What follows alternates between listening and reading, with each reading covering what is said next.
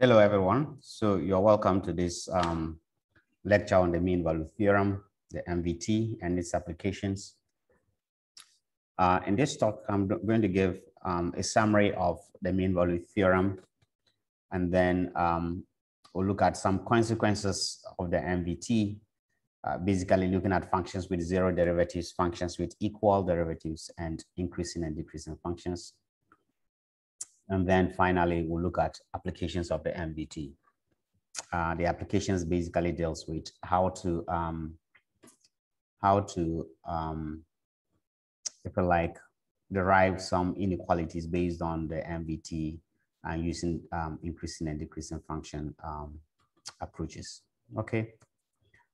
So here we want to state a couple of theorems that are important for understanding the MVT and its proof. Here, I'm not proving the theorem. You can look at the lecture notes, my lecture notes. I have the proof there. So this is basically like a summary of the mean value theorem, if you like. So these are some preliminary theorems that are important for understanding the MVT and its proof. So I'll go through just 3 of them, and then we'll move on to MVT proper. Okay, so the first one is the extreme value theorem that says if f, the function f is continuous on a closed interval, AB, then f attains an absolute maximum value f of c for some number c in the closed interval AB, and an absolute minimum value, let's call it f of d, for some number d in the closed interval AB. So basically the extreme value theorem says that I have a function in this closed interval. So it takes values at the endpoints here, a to b, okay? If the interval is closed, then the maximum and the minimum value of this function can be found. Or if you like, a maximum and a minimum value of this function can be found within this closed interval. So in the first case, for instance, in A, this figure, right, we have both a maximum and then we have a minimum, all right?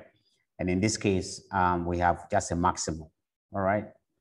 So the C there lies in AB, okay, without excluding the endpoints, the A and B. So you can find a C as long as the function is bounded or is continuous in this closed interval. Also, it is possible to have more than just one extreme value, right? So in this case, C, we have 2 maxima, right? And then a minimum value. So that is the extreme value theorem. Given a function that is continuous on a closed interval, the maximum and the minimum value of that function can be found on that closed interval. Okay, good. The next one is, let me make sure. The next one is Fermats Theorem, which says that if the function f has a local maximum or minimum at some point c, and if the derivative of the function at c exists, then the derivative at the point c must go to 0. Okay? So understand this clearly. This says that if, first of all, the maximum and the minimum, the function has a maximum and a minimum, okay? And then the function is differentiable.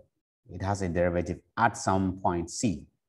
If these conditions, these 2 conditions hold, then you can conclude that the derivative of the function at c is equal to 0. In other words, you can't go backwards, right? You can't say that the fact that f prime at c, at some c is 0 means that the function has a maximum or minimum. You can't do that. That's not what this is saying. On the other hand, this says if there is already a maximum and if the function is differentiable, then you can make a conclusion that f prime at c is equal to 0. Okay, so that is the conclusion of the Fermat's theorem. So here's an example of that, why you need to be careful, right? This is a function f is equal to x cubed, right? The derivative of this function is 3x squared. That's easy to find. Now, the derivative of the function at 0 is 0. However, the function, as you can see from this plot, the function has no maximum or minimum. This point is basically like an inflection point. Okay, so even though f prime at some point 0 is 0, the function has no minimum or maximum. So That's why you have to be careful here. This only says that if already the maximum exists and if the function is differentiable, then we can conclude this. But if this is 0, we can't say that because of that the function has a max or a min. Okay, so that is Fermat's theorem. Okay. Then finally, before we look at the mean value theorem, we want to look at the Rolle's theorem. It is the closest, if you like, theorem to the MVT. Okay, it says that let f, the function f, be continuous on the closed interval AB and differentiable on the open interval AB. If f of A is equal to f of B, right, the value of the function at the endpoints are the same, okay, then there exists at least one number C in the open interval AB such that f prime at C is equal to 0. So this C here lies in this interval. It's not equal to A or B. It lies in the interval AB. Okay, so if the function is continuous and is differentiable and the endpoints are the same, the value of the function at the endpoints, right, are the same, f of A equals f of B, then you can conclude that the derivative, there is some number in that interval such that the derivative of the function at that point in the interval is equal to 0. F prime of C is equal to 0. So this is an illustration of that. Well, this just says, you know, if something sinks like a submarine and comes back up to the surface, then of course the value of the function, if there's a distance here, is equal to the point here. This is exactly on the x-axis. All right. Now this is a better one, right? F of t is this graph. It starts from this point here where f is 0 at A, and then it goes and then boom back here at B where f is 0 again. So the value of the function at this point is 0 and at this point is 0. So the value of the function at the endpoint is 0. The function is continuous and is differentiable. Therefore, it meets the conditions of Rolle's theorem. What that means is that since those conditions are met, then there has to be at least one point in the interval such that the derivative of the function goes to 0. In this case, you can actually get 2 points here, right? At this point, the derivative is 0. It's flat. And at this point, f prime at C2 also is 0. Okay, so that is Rolle's theorem. The next one, well, let's look at an example of Rolle's theorem before we move to the mean value theorem. We want to verify that the function satisfies the hypothesis of Rolle's theorem, okay, on the given interval, and find all the values of C that satisfy the conclusion of the theorem. So we just look at one and you can try the other ones, okay? Here, f of x is x squared minus 4x plus 3, and the interval is 1 to 3. So the first thing you do is to ensure that the conditions of the theorem are met, right? Before you start looking for your C in the interval. So first, we want to show whether the value of the function at the endpoints are the same. So we plug in 1 into the function, you get 1 minus 4 plus 3, which is 0.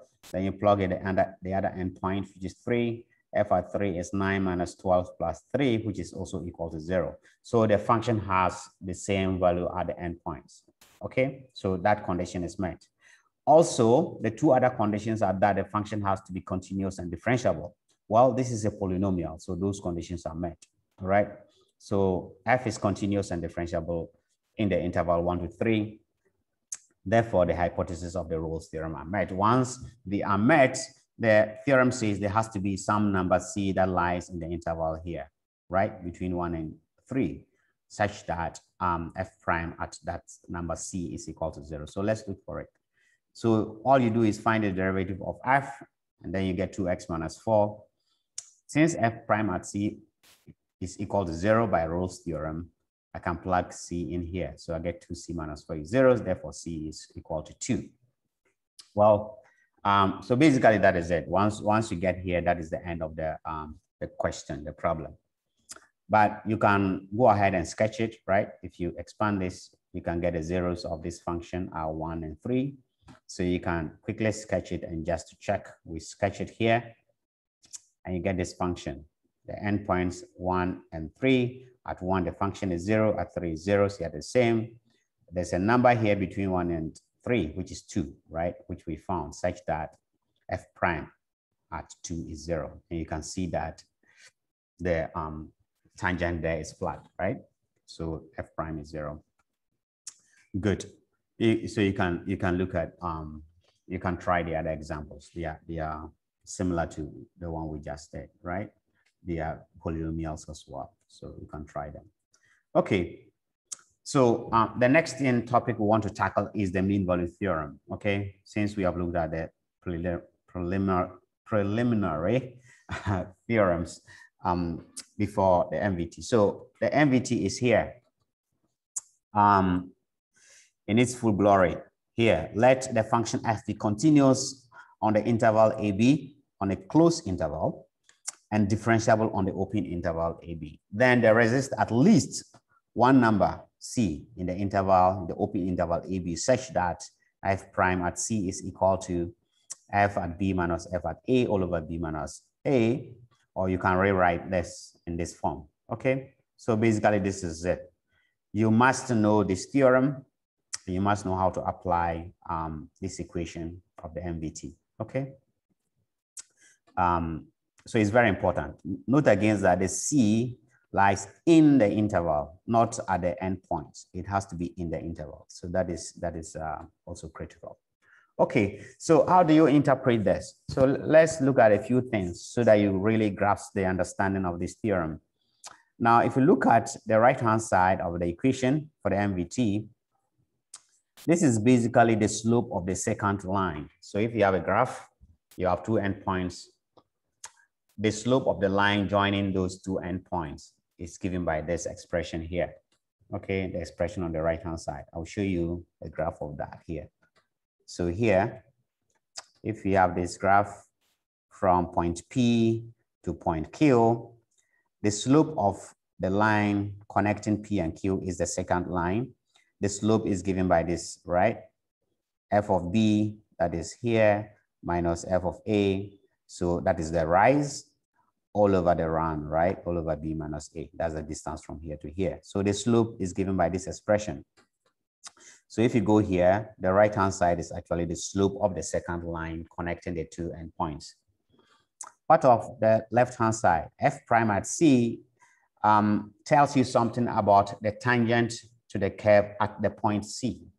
So F prime says that the tangent to this curve at the point C is this line, right? The tangent line T, okay? So basically F prime is the tangent to the curve at C. So MVT basically says that given a curve, given a line, the second line connecting the endpoints, if the conditions of the MVT are met, then there has to be a point, right?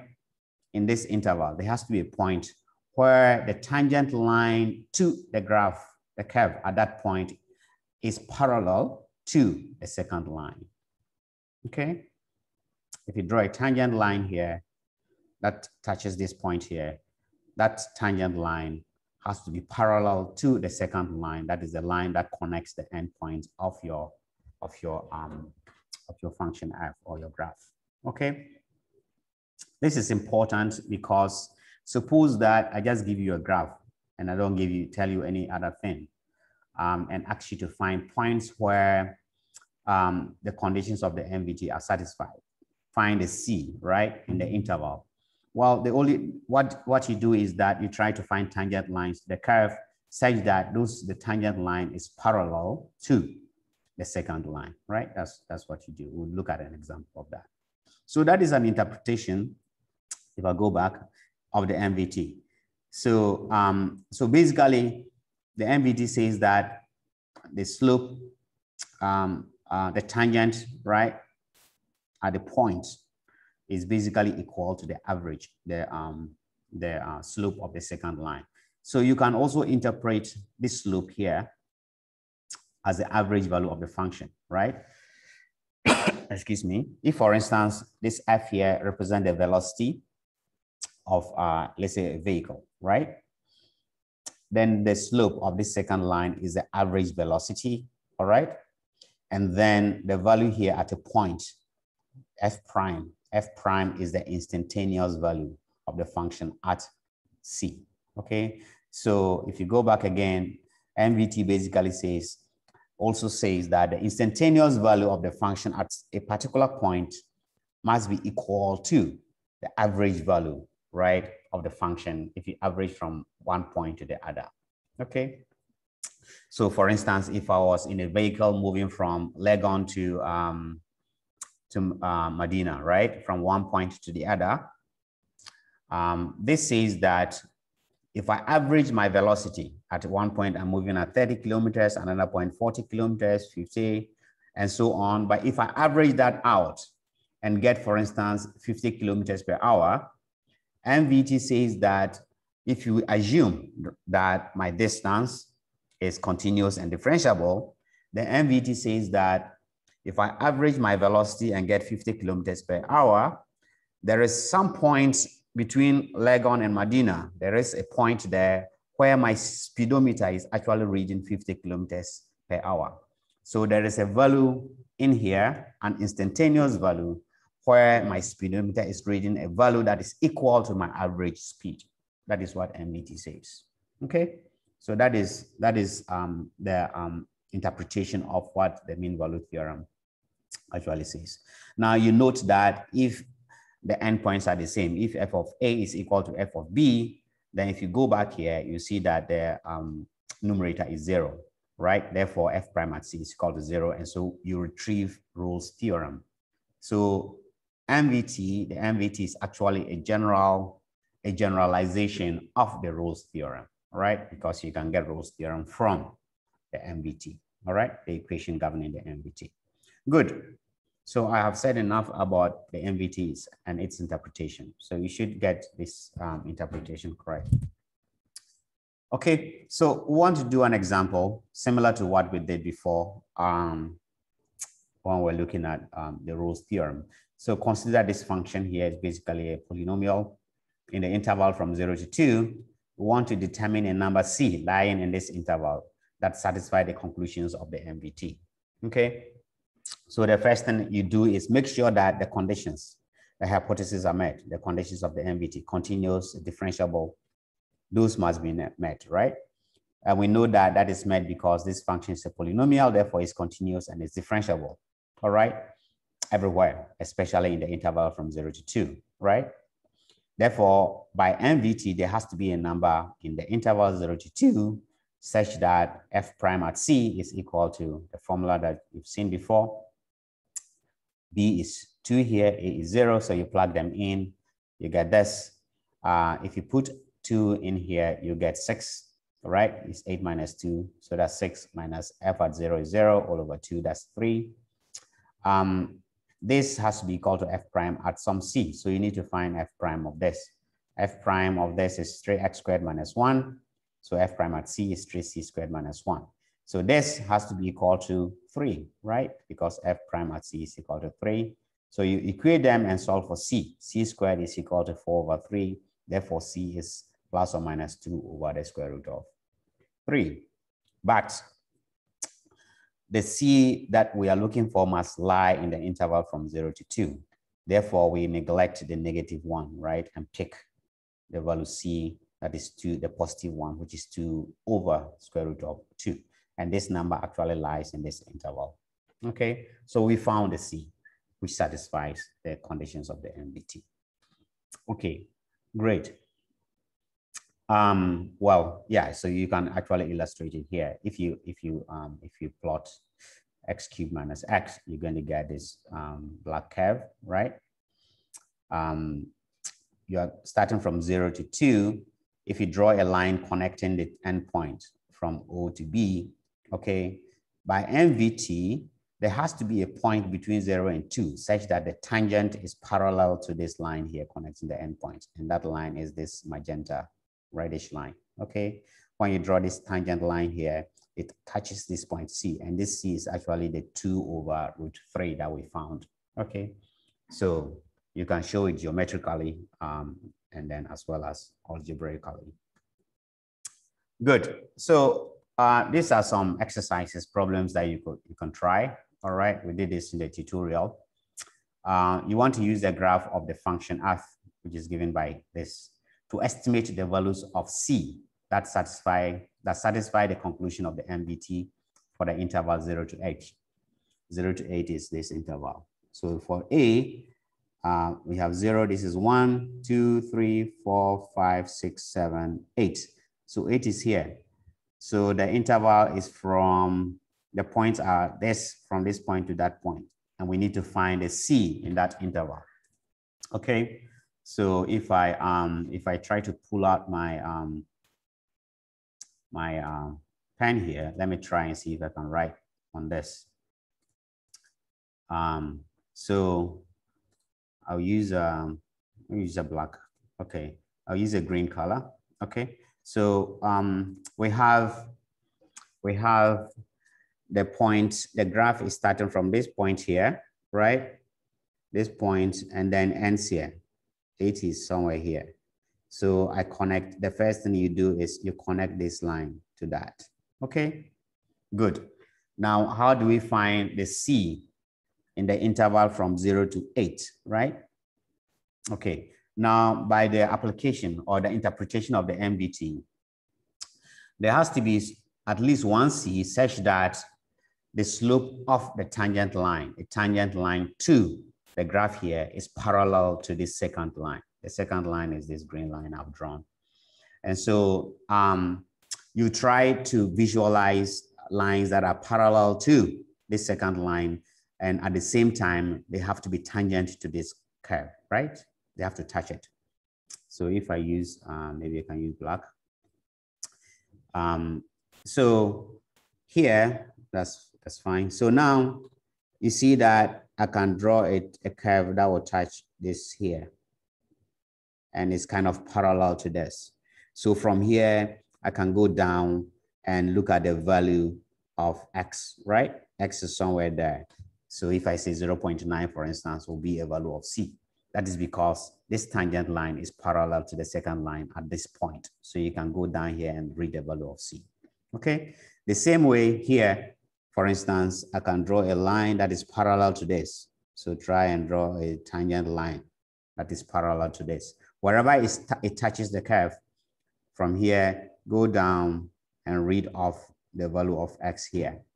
So this is 1, 2, 3, say 3.2, for instance, will be a value of C, right? And you can do the same for the other places where you can get a tangent line. So here, right? So you read off the value of C here, and then as well as this place. Then you read off. This one is just, let me see. This is 1, 2, 3, 4, 5, 6. So this is around 6, right?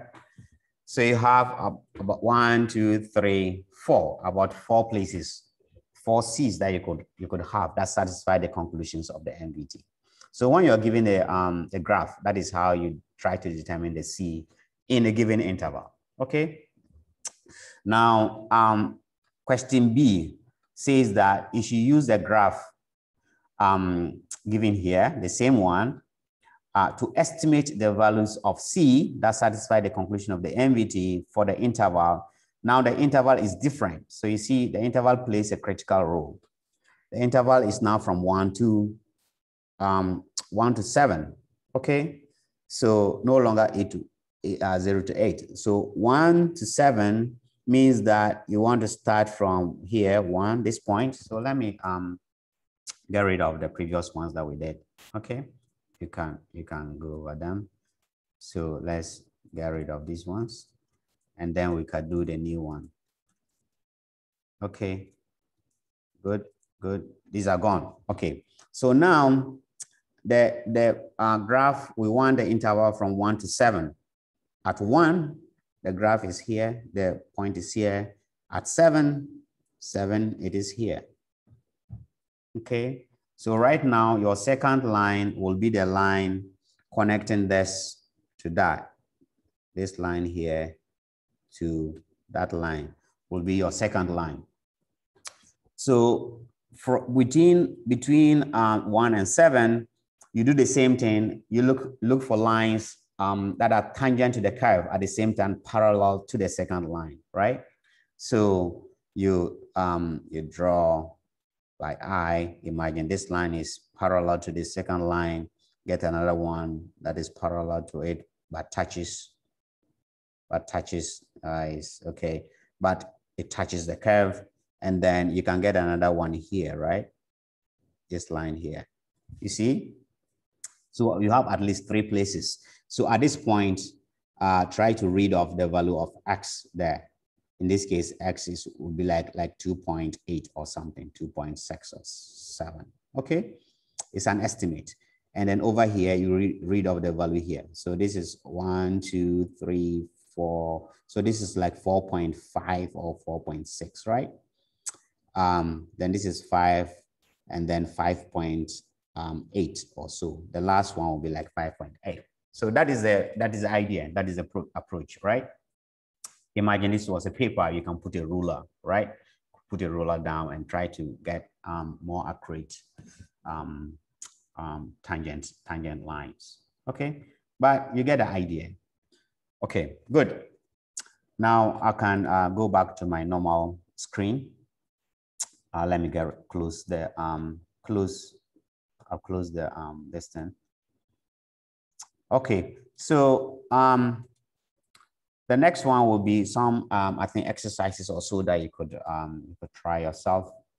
We did yeah, so here are these exercises that you could try. Okay,